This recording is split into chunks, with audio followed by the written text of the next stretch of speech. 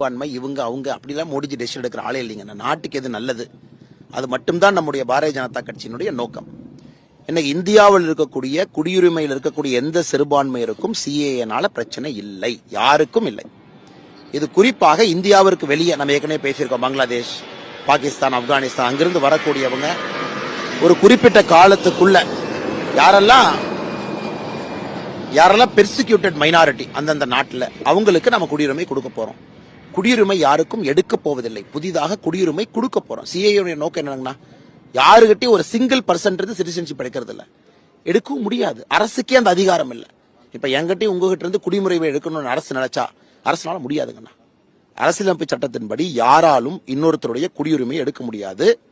அதற்கு சில கண்டிஷன் போட்டிருக்காங்க. நேச்சுரல் சிட்டிசனா இருக்கணும், இப்படி இருக்கணும், அப்படி இருக்கணும், 2 கண்ட்ரியில குடியுரிமை வச்சிருந்தா உனக்கு கேன்சல் ஆயிரும். இது குடியுரிமை கொடுப்பதற்கான ஒரு சட்டமோ தவிர குடியுரிமை எடுப்பதற்கான